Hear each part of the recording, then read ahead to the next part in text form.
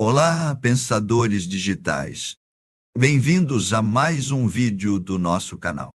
Hoje, vamos explorar a fascinante e tumultuada história da independência cubana, um capítulo crucial da história da América Latina.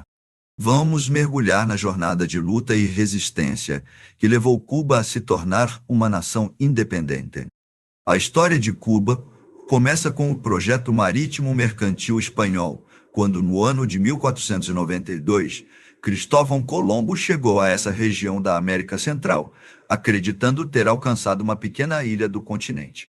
Inicialmente, a ilha foi batizada de Joana, em homenagem ao primeiro filho dos monarcas espanhóis.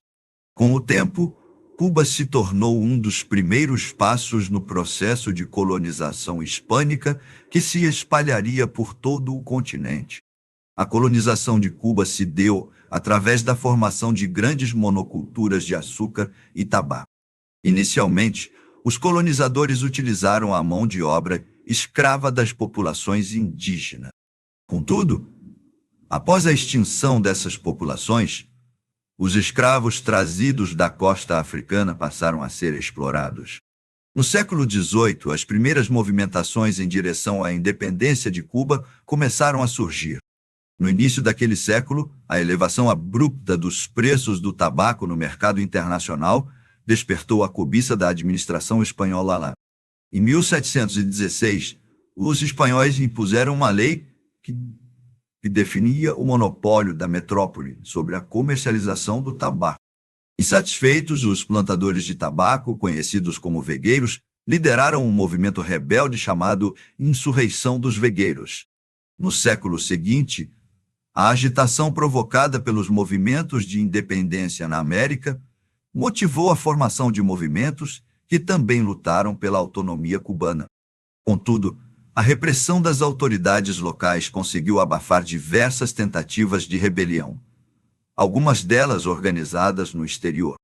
Um dos levantes mais conhecidos do século XIX aconteceu em 1868, quando o advogado Carlos Manuel de Céspedes organizou o movimento da República em Armas. Apesar do apoio de alguns países americanos e da simpatia norte-americana, os revoltosos não conseguiram extinguir a presença espanhola lá.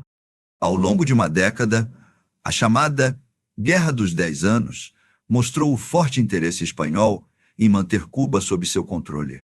Após um período de trégua, um novo movimento autonomista se formou pelas mãos dos líderes Antônio Maceo e Jair Moncada, Máximo Gomes e José Martí.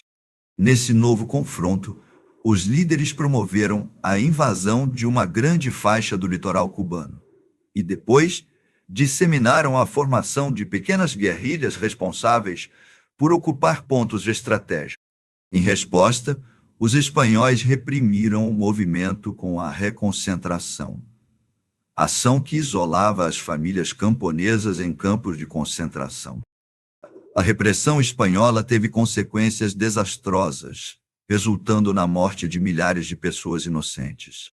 Em meio às agitações no país, os norte-americanos se sentiram ameaçados pela possibilidade de perder toda a sua influência na economia açucareira e no comércio cubano. Com isso, intervieram no conflito, enviando várias tropas contra o exército espanhol. Sem condições de enfrentar os militares norte-americanos, a Espanha concedeu o controle de Cuba aos Estados Unidos com a assinatura do Tratado de Paris, em 1898. Assim, Cuba se tornou uma nação independente graças à ação militar de outra nação americana. Esse evento marcou o início de uma complicada relação diplomática entre Cuba e os Estados Unidos, que se estenderia até a deflagração da Revolução Cubana. Essa foi a história da independência cubana. Se você gostou deste vídeo, não se esqueça de deixar o seu like, compartilhar e se inscrever no canal Pensador Digital. Até a próxima, Pensadores Digitais!